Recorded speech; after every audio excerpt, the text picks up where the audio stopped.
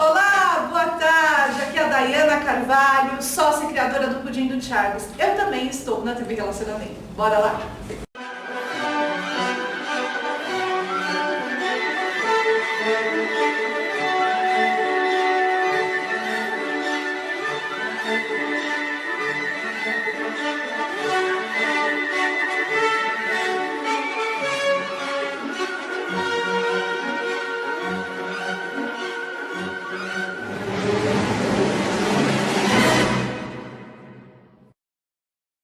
Olá, internautas, iniciamos mais um programa Quadrinhos para Quadrados Redondos. E hoje eu tenho a honra de estar diante de um grande consolador, uma pessoa de muito respeito da parte de quadrinhos, Jorge Varela. Gratidão, muito obrigado, viu? Imagina, o prazer foi todo meu, é uma honra estar aqui, estou muito feliz. A honra é minha. Ô Jorge, conta um pouquinho para os nossos internautas, onde você nasceu, um pouquinho da sua trajetória, como é que os quadrinhos entraram na sua vida e nunca vai sair. Ah, perfeito. Bom, eu sou de São Paulo, capital. Os quadrinhos começaram, eles entraram na minha vida quando eu tinha de 7 para 8 anos de idade. Eu fui criado pela minha avó e minha tia. A minha tia tinha um hábito de, aos domingos, ela ir à banca e comprar jornal. Okay. E ela sempre trazia um gibi. Ela trazia gibi assim, a gente fala gibi aqui em São Paulo, mas para quem não conhece, HQs. Ou do Fantasma, ou do Recruta Zero, ou da Disney. Mas quando você era pequeno já dava o fantasma? Pensei que normalmente é Turma da Mônica ou Disney, né? Não. É assim, então, é porque ela lia os gibis do Fantasma, Okay. já gostava Ela muito, gostava, né? E passava para mim, para que eu lesse. Eu tinha 7 anos de idade, então eu gostava mais das ilustrações, né? Pelas ilustrações você tentava entender a história. Isso. E ela foi passando para mim, e aquilo foi pegando um jeito, enfim. Passado 2 anos aproximadamente, quando eu tinha já meus 10 anos de idade, eu já sabia ler e escrever, evidentemente, e eu comecei a pegar gosto, né, pelas histórias Disney, né, pelas histórias do Fantasma, do Recruta Zero, isso tudo por causa da minha tia, que sempre trazia 1 ou 2 gibizinhos, né, no domingo para que eu lesse. E de alguma forma assim, era prazeroso, né? Não Sim. Era assim uma obrigação, como se fosse assim, ó, você tem que ler isso daí. Você recebia com entusiasmo. Né? Porque assim, no meu tempo, né, a gente está falando aí da década de 80, né, eu não fui criado solto na rua, né, eu era criado dentro de casa. Então assim, a minha vida era casa, colégio, colégio, casa. Então a gente ficava vendo desenho animado pela televisão e fazia, né, as lições de casa, e nas horas vagas eu ficava folheando os gibis.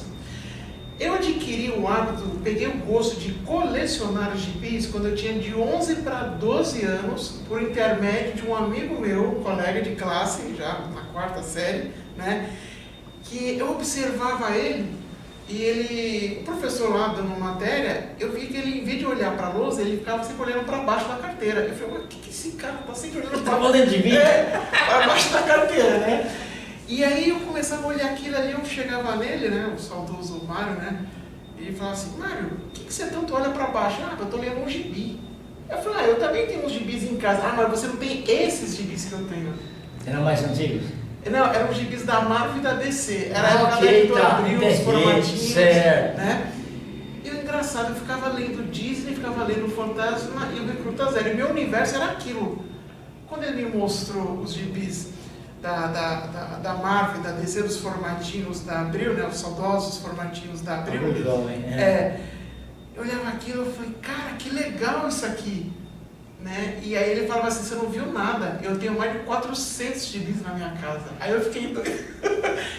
Você foi ver? Eu fui ver, ele deixava em cima do guarda-roupa da casa do quarto ele dele. deixava bem assim, um assim. Ele era todo relaxado. Ele deixava, ele empilhava um em cima do outro, em cima do guarda-roupa dele. Eu falava, Maria, esses são seus gibis? Eu nunca tinha visto tanto gibi na minha vida. Eu falei, nossa, quanto gibi legal que você tem. E aquilo me instigou. Eu falei, eu gostei e agora eu vou querer colecionar gibi também. E aí o que acontecia?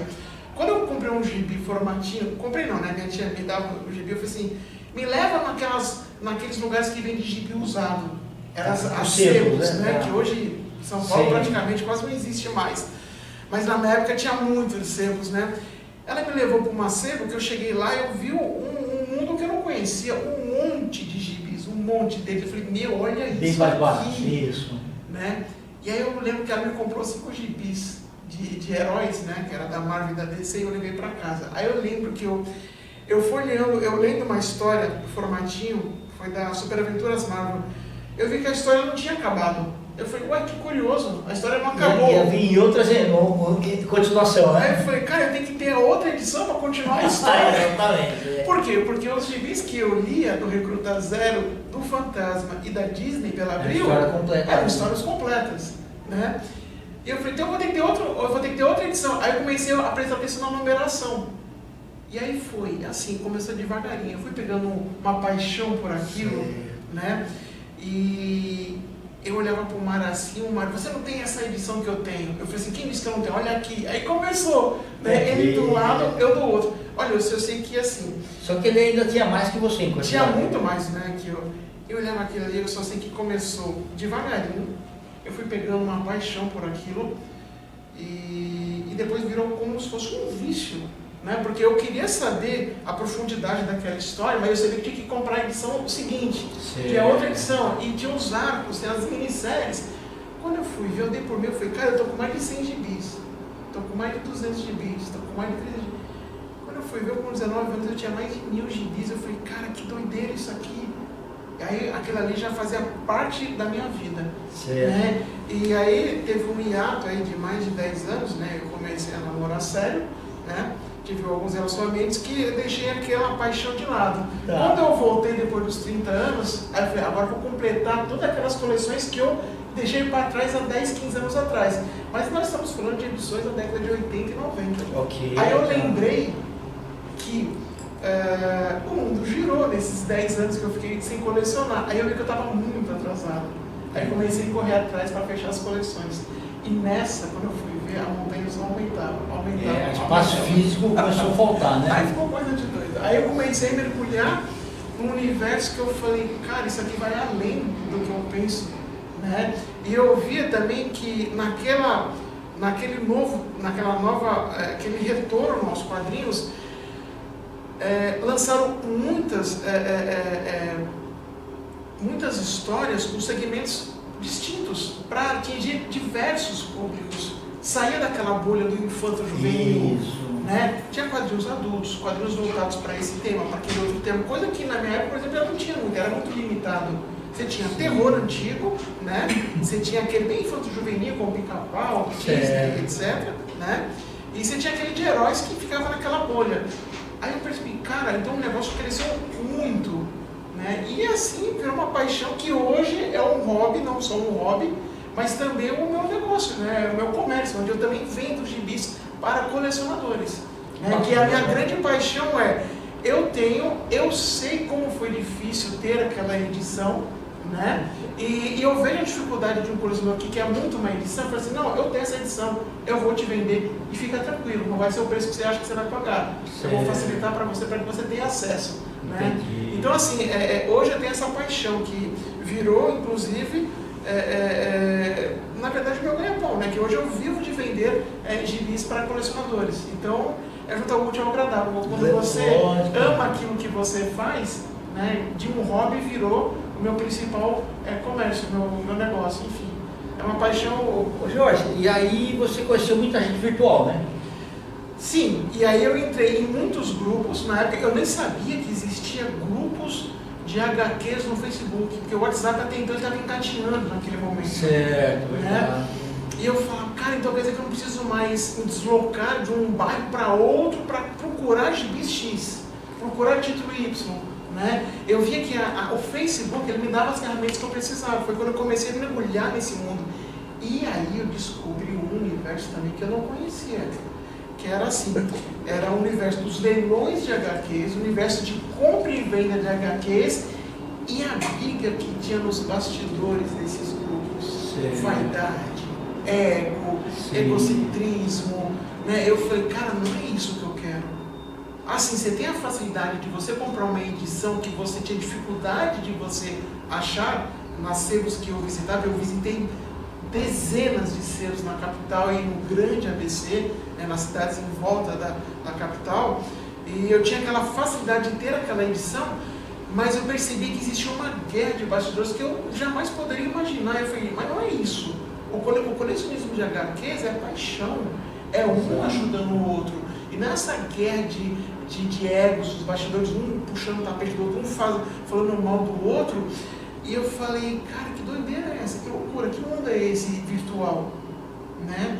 E aí eu percebia que o WhatsApp tinha aberto pouquíssimos grupos de compra e venda de HQs, quando eu falei, quer saber?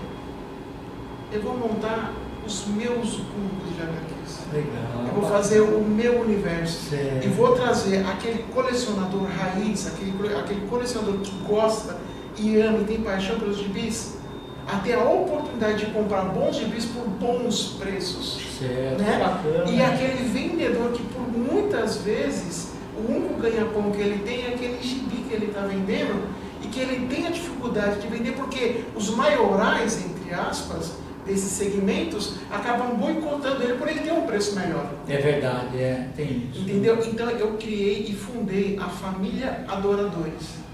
Okay. O que seria a Família Adoradores? Seria 44 grupos, começou com né, que é o de formatinhos. 44 grupos, onde as pessoas compram, vendem e colecionam e trocam ideias de forma mesma e língua. Tá, e tem conteúdo, né? Todos têm as mesmas oportunidades. Vendedores, compradores. Se eu não tenho dinheiro, então você vai trocar. Ah, mas eu não tenho, eu quero vender, então eu vou te dar uma oportunidade. E todos seguindo um dos principais pilares dos meus grupos, que é respeito ao próximo. Se você não concorda com o valor do colega, não compre. Não compra, exatamente. Deixe para quem, porque às vezes o que é muito para você é pouco para outros. E até aquela urgência. Eu sei o que é comprar um gibi que você não acha em lugar nenhum. Tipo assim, cara, eu preciso dessa edição para poder fechar minha coleção. O cara quer R$50, vale 10. Eu pago 50, mas eu vou ter essa edição. Você entendeu? Então assim, é respeito ao próximo, é respeitar o limite de cada um. E aí tem aquela questão também sobre o nível de conservação das edições. O que é bom para um é péssimo para o outro. Como definir isso? Aí eu pensei, quer saber? Eu vou inventar uma tabela de nível de conservação de gibis, que vai da escala 1 até a escala 5. 1, quando o gibi ele é péssimo estado, rasgado, fundo de traço, faltando página, com durex, etc. e tal, até o nível 5, que é o topo, é o máximo do gibi, é o gibi em ótimo estado de conservação. E aí o que aconteceu? Essa tabela de conservação, ela caiu no gosto popular, e o Brasil inteiro até hoje usa essa tabela. Muitos acabam usando essa tabela de nível, eu tenho um gibi nível 3, nível 4, e muitos não sabem como que se originou essa tabela, nessa criação. E assim, para mim é um orgulho muito grande. Muitos falam assim, por que você não patenteia? Porque aí você tem os direitos. Cara, eu não fiz para mim, eu fiz foi para todos. Né? Assim como os grupos que eu tenho são para todos, desde que golpista não entra. O cara é golpista, os caras me passam o nome da pessoa, eu vou atrás dele, procuro resolver, né, as diferenças entre uma compra e uma venda, né? E quando a gente detecta que o cara é golpista, a gente lima ele dos grupos. Aqui vocês não entram. Né? Então, a gente criou até um grupo de bate-papo que a gente chama de indesejáveis. Né? O que seria o grupo indesejáveis? É um bate-papo entre comprador, vendedor, editores, né?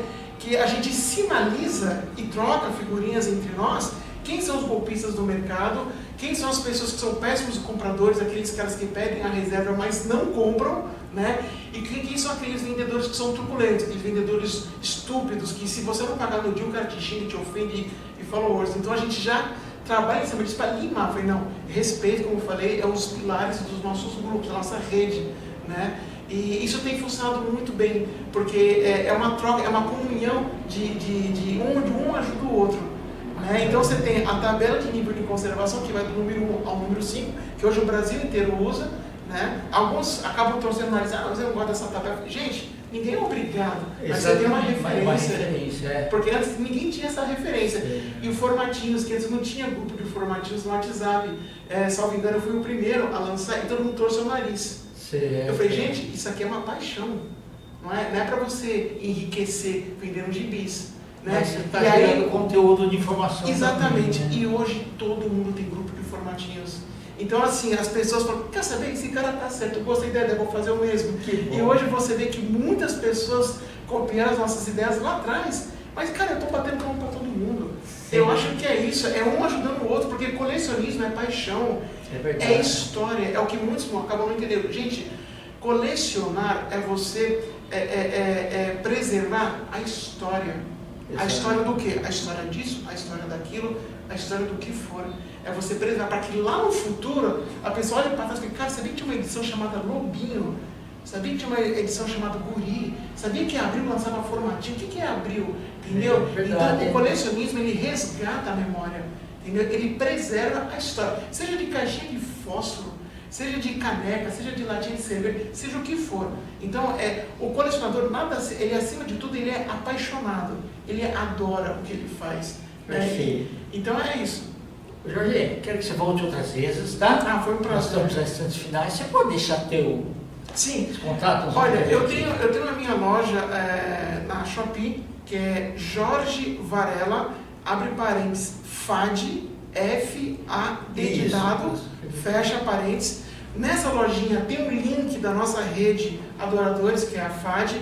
Através desse link você vai ter 44 grupos, que cada grupo ele tem uma proposta diferente, certo, que é voltada para a universidade. Então você vai ter desde gibis, HQs, né, formatinho, formato grande, encadenados, capa dura, até editoras próprias, como Panini, como Mits, dentre tantos, e até grupos de curiosidades, como Adoradores do Desconhecido, quando a gente debate sobre teologia, sobre história antiga da civilização, ufologia, entre vários outros temas.